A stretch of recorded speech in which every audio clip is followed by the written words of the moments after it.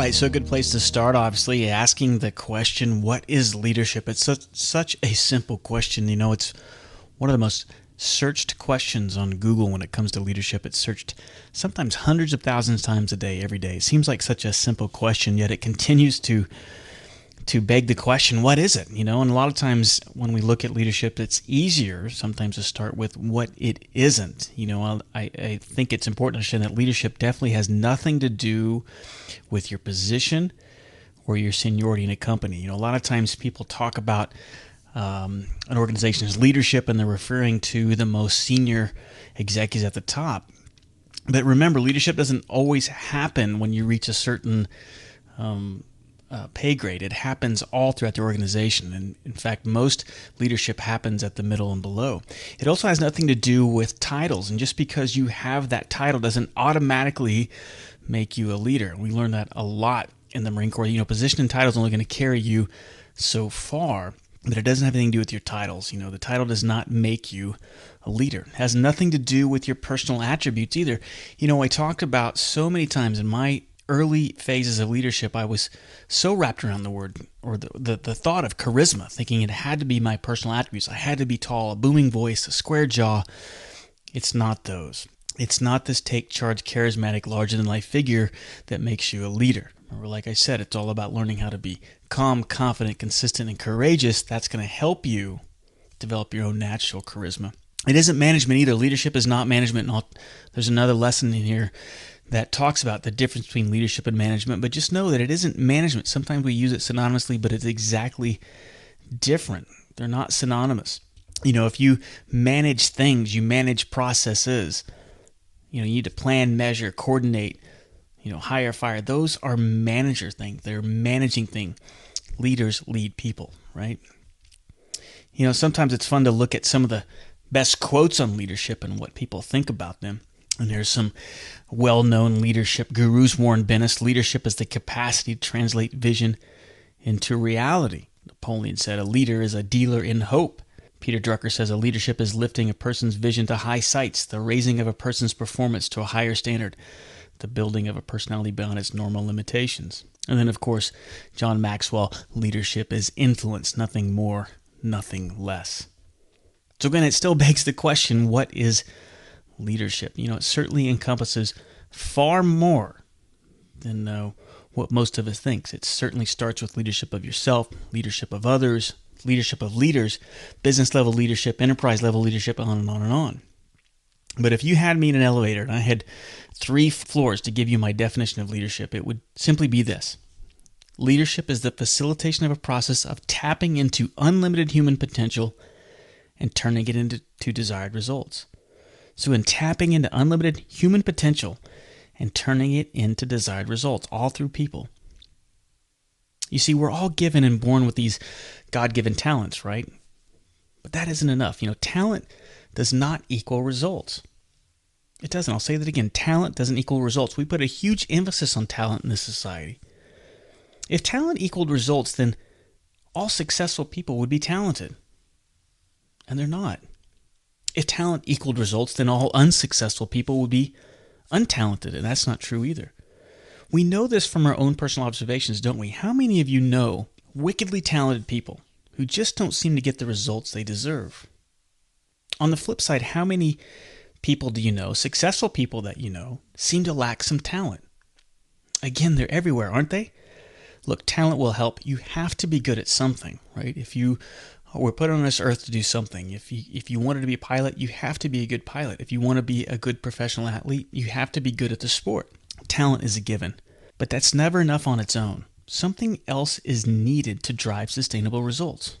And that catalyst that's necessary to crystallize this unlimited human potential into results is leadership. You know, one of my favorite books when I was going through the certification process with John Maxwell is Talent is Never Enough. And he's got some interesting statistics in this book, Talent is Never Enough, and I want to share them with you here. And one of them is that more than half, 50%, of all CEOs of Fortune 500 companies graduated with a C or C minus average. I'm not a big fan of politicians right now, but I find these two statistics interesting, that 65% of all U.S. senators came from the bottom half of their graduating class. 75% of all our U.S. presidents, the same thing. And my favorite statistic here is more than half of all millionaire entrepreneurs never even finished college, if they even started at all. So the point is, we should re-examine some of our beliefs around why people are successful. Talent is a given, but we must earn success. Because here's the reality about leadership and success. How well you lead determines how successful you are. It's as simple as that. How well you lead determines how successful you are in every aspect of your life. Look at it this way. If your right hand, say that's your leadership ability, your leadership lid. This comes straight from John Maxwell.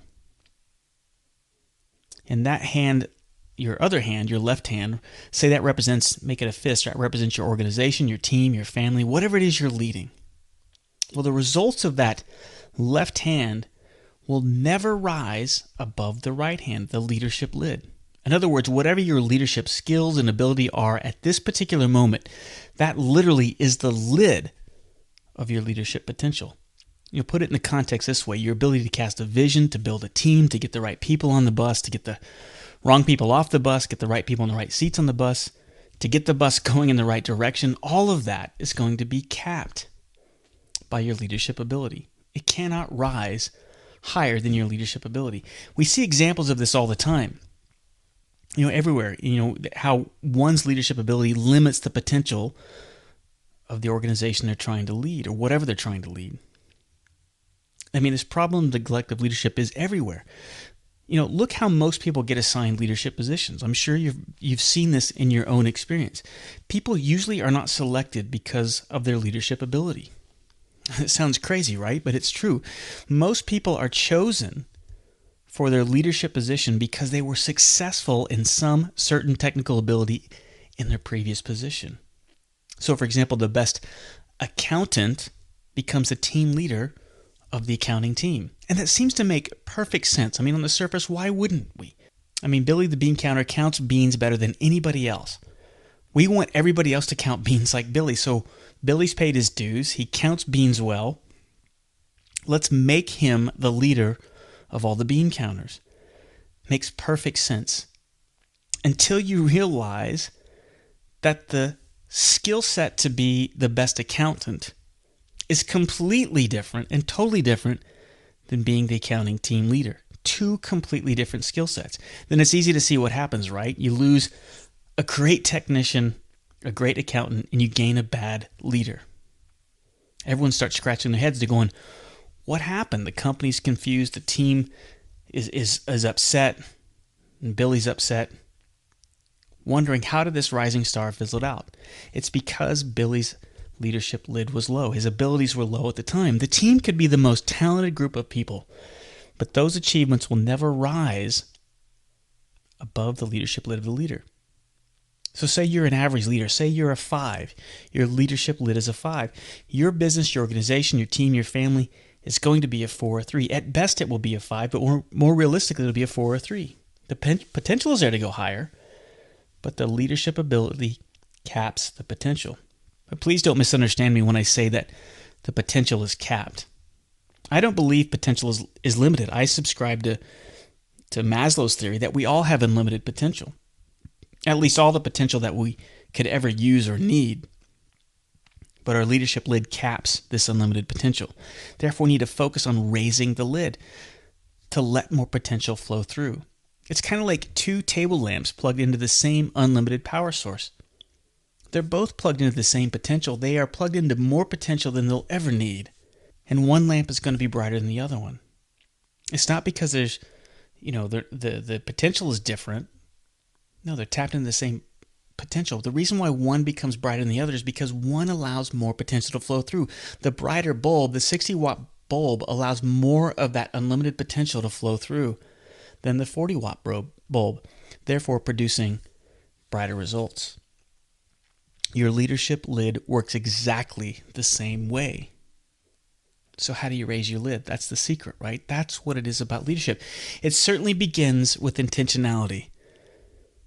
And by you joining this course, joining this masterminds, you are recognizing the importance of leadership, understanding that leadership is teachable, it's a learnable skill, and understanding that it's a lifelong process that develops day by day by day, not in a single day, every day. And understanding that this is a process like any other process, you've got to grow. And to grow, you've got to get in the growth zone. And guess what? The growth zone is not in the comfort zone. It's intentionality. It's a contract with yourself. It's an inside thing. You know, the good news is you don't have to go anywhere to grow. And I find great comfort in this, really. It's that the perfect curriculum for your personal growth are the circumstances you find yourselves in right now. You don't need to wait for anyone or anything or go anywhere. You just have to opt in. You have to choose to capitalize in every situation, to extract the learning, to extract the growth, and understanding that every interaction, every situation you encounter is an opportunity for leadership and growth. And when you accept this awareness and willingness to grow, well, you are well on your way to raising your leadership lid and understanding what is leadership. Getting around people who think differently than you do. You want to become a better golfer? What do? Do you call your drinking buddies to play golf? No. You call your drinking buddies when you want to have fun playing golf. You want to become a better golfer? You surround yourself with better golfers. It's the same with leadership. You want to be a better leader? You get around better leaders. And it's a huge step being part of this mastermind. Everything we talk about in this course you've heard throughout your life. See, leadership is very easy to understand. What is leadership? It's easy to understand, but it's difficult to implement because of the courage and the authenticity that is required. So how do you go about developing it? Well, you've made a great first step, intentionality. It's all about developing a courageous, authentic presence. Stop trying to be something you're not. Stop wearing masks. Stop focusing on false charisma and a larger-than-life presence.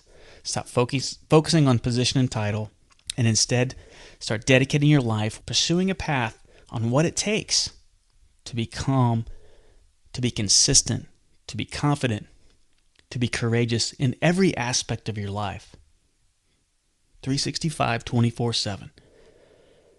That's what leadership is. Okay, great first lesson. That is my definition of what is leadership. Leave some comments below. Let me know what you think. Share any thoughts on what you think leadership is, and I'll see you in the next lesson.